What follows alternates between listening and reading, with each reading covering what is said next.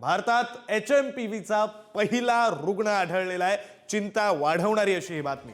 8 महिन्याची मुलगी संक्रमित झाल्याची माहिती आहे। बंगळुरूमधील मुलीला HMPVची लागण झाल्याची माहिती आहे। चीनमध्ये HMPV व्हायरसमुळे हाहाकार माजलाय। रुग्णालयांमध्ये गर्दी झालेली आणि त्यानंतर भारतामध्ये आता HMPV या रोगाचा पहिला रुग्ण आढळलेला आहे।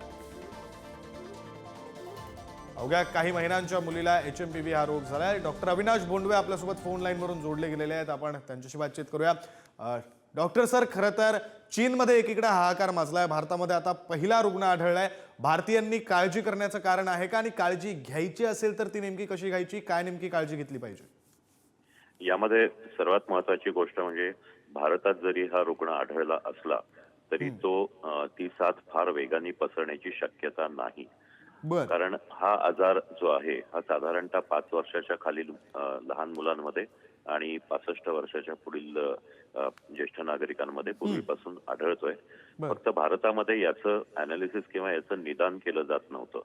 थंडीच्या दिवसामध्ये सर्दी, खोकला, ताप जे आपल्याला होत असतात त्यामधले साधारणतः 5 ते 10% रुग्ण या प्रकारचे असतात असं जागतिक पातळीवर जाहीर केलेलं होतं।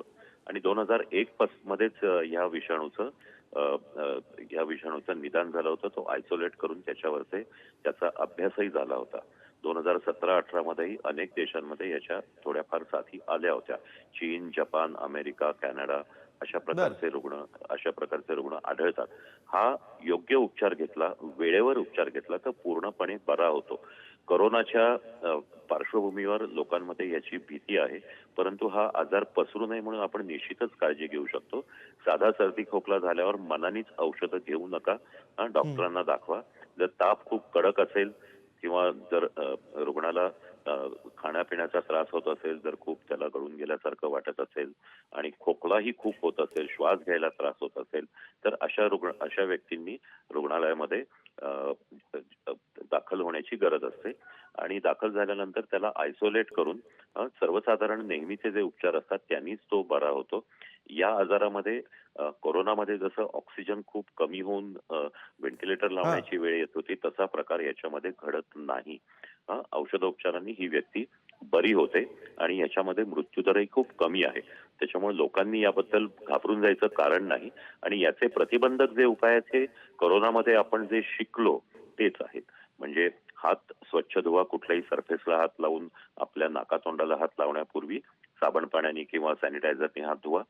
गर्दीमध्ये जाणं टाळा, ज्या वेळेला तुम्ही जाल त्यावेळेला तुमच्या तोंडावर मास्क पाहिजे। या गोष्टीच महत्वाच्या आहेत।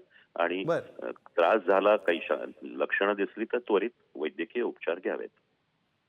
बरं, धन्यवाद बोंडवे सर, तुम्ही ही सगळी सविस्तर माहिती खरं तर पुढारी न्यूजच्या प्रेक्षकांपर्यंत पोहोचवली, त्यासाठी। आपण पाहतोय HMPVचा पहिला रुग्ण हा भारतामध्ये आढळलेला आहे। बंगळुरूमध्ये अवघ्या 8 महिन्यांची मुलगी ही संक्रमित झाल्याची माहिती आहे। या संदर्भात अधिकची बातचीत करूया। आपले प्रतिनिधी शिवाजी काळे आपल्यासोबत जोडले गेलेले आहेत। शिवाजी,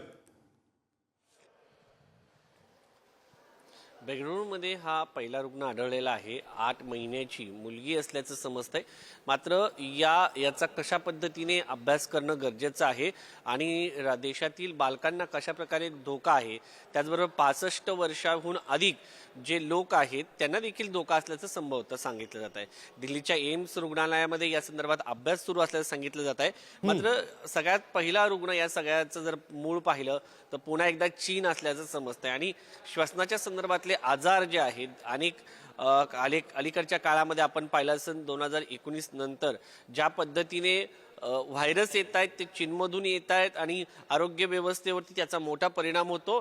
मात्र हॉस्पिटल जे आहेत रुग्णालयाला याचा मोठा फायदा होताना पाहायला मिळतो, खास करून खाजगी रुग्णालयाला। तर ह्याच्यामध्ये काही चेन आहे का?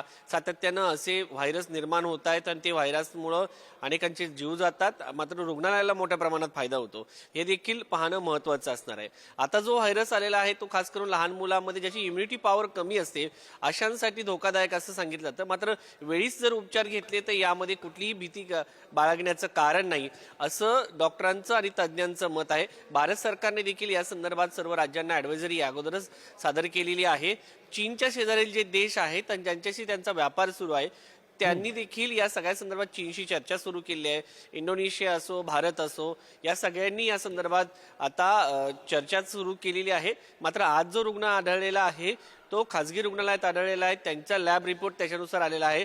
सरकारी रिपोर्ट अद्यापपर्यंत बाकी आहे. मात्र हा काय मोठा आजार नाहीये. वेळीच जर उपचार घेतले तर लोकांनी या सगळ्यामध्ये घाबरून न जाता वेळीच उपचार खरं घ्या. शिवाजी, आपल्या खरं तर बालकांची भोंडवे सर यांनी सुद्धा हेच सांगितलं की या आजाराला घाबरून जाण्याची गरज नाही, मात्र काळजी घेण्याची गरज आहे.